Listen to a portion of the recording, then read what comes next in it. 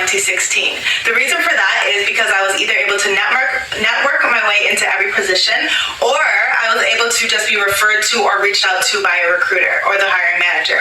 I feel very blessed and fortunate to be able to not have to apply for jobs, but I really wanted to share with you the secret sauce or the formula that got me here. So today I'm going to be walking you through my LinkedIn profile and basically showing you the things that I filled out to ensure that I'm always popping up on those recruiter searches. So if you are interested in this content, obviously keep watching, and please hit that like button as I mentioned earlier, because it does help my channel grow. I've seen many profiles that, some are great, some not so great, some are in the middle. So I wanted to show you what I do. I'm not saying I have the perfect LinkedIn profile, but I definitely have recruiters reaching out to me on a regular basis. So to preface, recruiters have access to this thing called LinkedIn Recruiter, and it's basically a tool which is a search engine that if they type in content marketer, it's going to pull up a bunch of people who are content marketers. And you really want your page to be, at the top, obviously, so you are one of the first people they see, and then they will choose to reach out to you. So I'm going to show you basically how to optimize your profile to get those clicks and to get people reaching out to you, and overall just to enhance your personal brand and make you seem approachable and someone that people were like, oh, your resume is impressive, or your page is so impressive, I want to work with this person. And so let's begin with my LinkedIn profile. I do have my laptop right here, so I will be walking you through and recording my screen as I go. The first thing that you should really focus on is this banner. I know we all like to keep the generic banner that has nothing on it, but honestly, it makes you stand out just by having a simple banner on your page. I have this banner. It's basically a brief summary of what my personal brand is. So I am Rennie the Resource, which means I am someone who is resourceful and I provide resources to other people. That is basically my entire brand. And when I was working in marketing, I really focused on calling myself the marketing mobilizer. And I didn't just write that, oh, I'm in marketing. I added marketing mobilizer because I wanted to be known as someone who gets things done. So not just someone who works in marketing, but someone who works in marketing and gets things done. This is, I think, one of the most simple things you can do to just elevate your profile. It can also be something that is location specific. So you can put the CN Tower if you're based in Toronto, for example, or if you really like hiking in the mountains. Some people put a picture of a mountain range. It's really something that will reflect you and your personal brand. And if you don't know what your personal brand is, this is also an opportunity to figure out what your personal brand is. I would say don't worry about hiring a graphic designer to make this banner or anything. Go on canva.com, and on Canva they have free banners where you can just customize them and create them as you wish. Some people also like to have their employer's banner as their banner on LinkedIn. I think this is okay, but I think that ideally if you should differentiate yourself from the company, unless of course your company requires you to use their banner, but I think it's always best to differentiate yourself from the company. The next thing that I will mention is your photo. Your photo is so important. One thing that I notice often is people do not have photos, or they have a very unprofessional looking photo. One, not having photos is really not okay. I know that maybe you don't want to put yourself out there, but honestly, people judge you by the photo that you have on your LinkedIn or lack thereof. They want to, when they're trying to find someone to hire or someone to network with, they want to maybe know that they want to know who the person that they're talking to is. Especially if you're going for job interviews, like they're gonna search you up and they ideally want to see a photo. So first things first, add a photo there. That would be ideal, and make sure it is a professional looking photo. It doesn't have to be like suit and tie. As you can see in my photo, I am not wearing a suit or a tie. I am wearing actually a very casual top that shows my shoulders. However, it is something that reflects my personality and something that truly symbolizes who I am. This is a photo that makes me seem friendly. It makes me seem open to conversations. The green is very warm. And one more thing along with this is that some people have a photo, but their photo is only visible to people they are connected with. Again, this is not the way to do it. If a recruiter is looking for you, most likely they are not connected with you already. So I would say make sure that you go into your settings and make sure that your profile is visible to everyone, not just the people you are connected to. Because to me, it kind of defeats the purpose. If you want to see that, you can just click on me, click on settings, click on visibility, and then right here, edit your public profile. So this is what my public profile currently looks like. I can say, okay, I don't want anyone to see it. I can say, I don't want my first connections to see it, only my network to see it. I think personally everyone should say that it's public, so anyone can see your profile at all times. The next thing to include is a stellar tagline. So I think a lot of people have taglines that are just their title. Strategic Marketing Manager at BMO Private Wealth, and put that as my tagline. While that is good and it still defines your title, you don't want to really limit yourself to the the job that you are at currently. I would say use something that is who you are. For example, I'm a strategic marketer and content creator, and I'm also a diversity, inclusion, and belonging advocate. These are things that represent me outside of me working at a specific organization. This allows people to find me, and especially if you, for example, when I was working as a business analyst, I put that I was a strategic marketer even though I was working as a business analyst, and that's because I wanted to get into marketing. Use your headline or tagline to your advantage, and basically use it to craft who the world sees you as, because you're not limited to just your title. So here are a few examples of people who have good taglines or headlines. Here is Lisa. I actually worked with Lisa on this one. Her previous headline was Vice President of XYZ at BMO Global Asset Management. While that is good, we changed it to Idea Broker, turning ideas into actions through collaboration, analysis, and timely execution. It's easy to find what her title is by looking on her page, but now we know a bit about who she is and that she's a strategic and driven person. The next person we have is Dami Eluera. Dami is the startup brand master, an author, security awareness leader, and she's passionate about XYZ. So these are things that represent Dami outside of just her title. We know that she cares about security awareness. So if you're looking for someone who knows about security and cybersecurity, Dami is your girl. We also know she's an author. We also know that she helps people with their startup. This is a great, well thought out brand, and obviously Dami is actually a personal branding expert. So if you want to know more about her, check her page out. The next person that we have is Arthur. While Arthur does have his title in his name, this is a good example of how you can do both. Have your title and a descriptor of your personal brand. So Arthur has that he is the executive director at YID, which is what he is his title, but then he also has a descriptor. He is the global youth mobilizer. So I know that if I need someone who can mobilize youth, who is passionate about youth, who cares about youth engagement, Arthur is the person to go to. This is a great descriptor and a great tagline, and I know Arthur personally, and I think it represents him pretty well.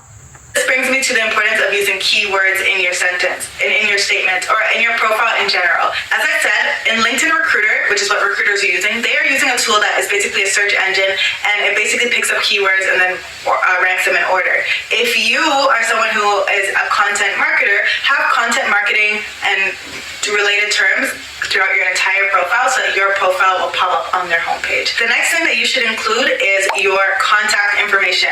I can't tell you how many times I've been looking for a speaker for an event and I find them and then there's no contact information other than their LinkedIn profile. And sometimes they even have their DMs blocked on LinkedIn so that only people who they're connected to can message them. So it's kind of like, okay, you just lost out on a great speaking opportunity because you simply did not have your phone number or your email or some kind of contact method on your profile. So this is the contact info section. Here I have my email and here I have my LinkedIn profile name.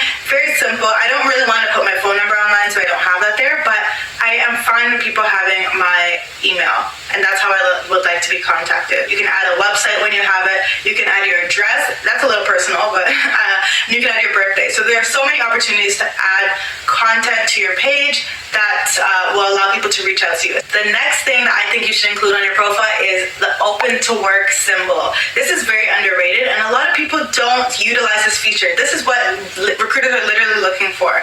So you can say that you are open to work, you are open to providing services, or you're open to hiring. This shows that, for example, if I'm a hiring manager, I'm currently hiring for these roles. People will reach out to me for that. Or I am providing services. I am a speaker, so this is hire me for speaking. Or if you're someone who's just in the job market, open to work. And I suggest everyone has this on all the time because you never know what opportunities will be there for you. So even if you joined the job like 1 month ago, I would say still have it on, just because what if your dream job comes and the recruiter sees your page but it says you're not open to work. So content creation and different things, content strategy in my bio, in my description of each job, because I want people to be able to find me if they're looking for those roles. Another mistake that I see here is that people use the job posting that they had and then they basically repost that into this section. While it's good to show the skills or the tasks that you do at your job, what's more effective is if you show the results of what you do. So here in this section, I could say, okay, I'm self-employed and I basically make videos about career, finance, and lifestyle. That's good, but I also added that I have generated over 600,000 organic views in the past year, and I've been able to reach people in dozens of countries worldwide and built a community of 17,000 people across my social media platforms. Doesn't that sound a lot better and show that, like, oh, people are like, oh wow, that's amazing. Like I want to meet this person. I want to get to know this person. Things like that. I also include a piece of my portfolio so that it showcases what I've done in the role. Another example would be working as a marketing manager. I said that, okay, I led a 5-month-long education series for the frontline sales force. That's good. That tells everyone exactly what I did. But then I went in with the results, and I said this resulted in an increase of active users by 34%. That is a huge growth in active users and something I'm very proud of. So I want to showcase that and basically show I get results. I don't just do my job, I get results, and you should hire me because I get results. One last thing is, I think a lot of people add experiences here that have nothing to do with the job they are looking for. Although it's great to have as many experiences as possible. If you worked at McDonald's in high school, you probably don't need that if you're working in marketing at a bank. Like, they don't really have anything to do with each other unless it's one of your first jobs and you are an intern or something. But once you have a few pieces of experience under your belt, just drop off the ones that are no longer relevant. Continuing on is the education section. Again, in this section you want to show all the education that you currently have and the years that you graduated and anything that you achieved during those times. So, for example, I went to school in Thailand for 5 months, so I included that I completed a semester abroad at this university, and here are some of the courses that I took while I was there. I also went to York University. I went to the Schulich School of Business, so I included that while I was there, I was part of these 4 associations, and this is what I did while I was there. So those are examples. It doesn't have to go too in-depth, but you can also add like a short paragraph about the things that you learned while you were there and how they apply to the roles that you were looking to take, or what you specialized in, or something along those lines. Similarly, the licenses and certification section, any certifications that you got, include them in that section. It is important. It does give you a bit of legitimacy if you are in an industry that requires these licenses, so why not add them here? The certifications will take you a very long time to complete. I want you to brag about them, and I want you to include them in this section. So this is the same thing with your volunteer experience, and the volunteer experience does not necessarily have to do with your work experience. For example, I volunteer at the Schulich School of Business, and I'm on their diversity, equity, and inclusion working group, and I'm one of the alumni representatives.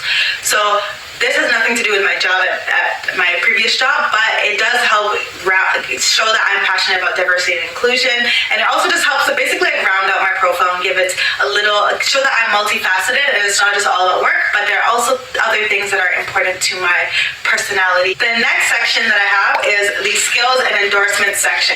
This section is where you include any and all skills that you have. I would say max out this section as much as you can. As you can see in my profile, I have a lot of skills here, but again, this is what helps me get pulled up on those recruiter search engines. So include as much as you can here. And another thing that you can do is take skill quizzes. So I recently got an email saying that my skills are in high demand. I got a skill badge on my profile. These are things that basically add more legitimacy to your page. So if you have the opportunity to add them, I do suggest adding them. And how you do that is you just click take skill quiz, and you can take a quiz for any of the skills that you have. Another thing you can do is endorse other people. Go on other people's pages and endorse them for some skills, and they are likely to endorse you back. Again, just adding a little bit of legitimacy to your profile. And if you know the keyword that a recruiter would be looking for in the industry or role you're looking to get into, add those skills to your profile. We're almost done now. The next thing is accomplishments. Same thing. This is just another way to add legitimacy to your profile. I know it may seem like a lot, and like I'm telling you to fill out your entire profile, but basically anytime that you can fill out your profile, it really does bring up a few notches. So an example is I won 2 awards over the past few years at my previous company. So I just added them.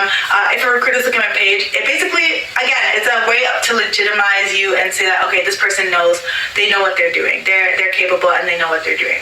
Another thing, if you speak another language, this is perfect opportunity, especially if you're bilingual. If you're in Canada and you're bilingual in French and English, add that you are bilingual. Add French here. And another thing you can actually do is add a whole other profile in French. To do so, all you would do is click Add Section, Supported Languages, and then click Add Profile in another language.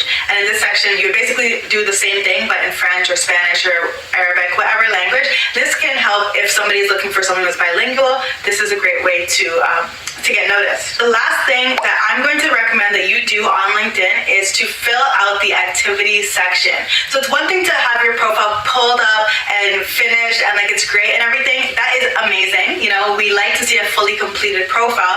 However, However, we need to go the extra mile. And when I say go the extra mile, I mean post content on LinkedIn. There are many ways to do this. The first, most low effort one is to engage with other people's content. So if someone else posts something, reshare it, like the post, comment on the post. Those are simple things that you can do. That's the first level. The second level would be to create your own posts and just take an existing article and just reshare that article and add your own commentary. So when COVID first started, there was a lot of marketing pieces around should people use fear-based marketing or not. So this is an example. I just added my 2 cents and asked a question so that people would interact with me in the comment section. It got 2,000 views, and basically I didn't even write the content, right? I just reshared someone's post. You can do this for things that are relevant to your industry like I just did, or you can do it for things that are not so relevant. Like here was something a resource that I found that was 450 Ivy League courses that were free during the pandemic. So that's another thing.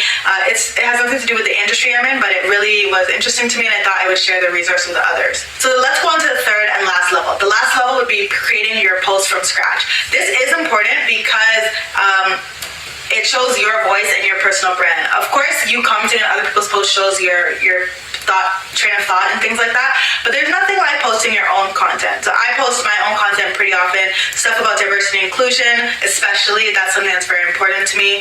I post about cool features I see. I post about any speaking engagement that I have. I post about my accomplishments at work. Like, there's so much that I post online, and I want you all to take the plunge and do that yourself. If you want a full video on how to post and what things to post, I can do that. And you can also just look at my LinkedIn and see things I posted in the past. But I would have posts that would get 30,000 views, 20,000 views. And think of it, that's 20,000 people that now know my name. And when they think of me, they're like, oh, Rennie is known for XYZ. As I said, I get messages from recruiters all the time, and it's simply because my profile is optimized and I'm active on social media. For posting on LinkedIn, you don't need to post on a daily basis, and you don't need to post fake stories like I think we see all the time. Like, don't do that.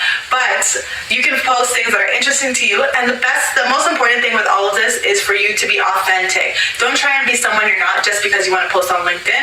If posting once a month is sustainable for you, if posting once a week is sustainable for you, do that. Don't post just to post, because it can come off as inauthentic and not genuine. So I hope this was helpful. Let me know if it was by leaving it in the comment section below, and let me know your best tips. If there's anything I missed, I really want everyone to win, so let me please know in the comment section below.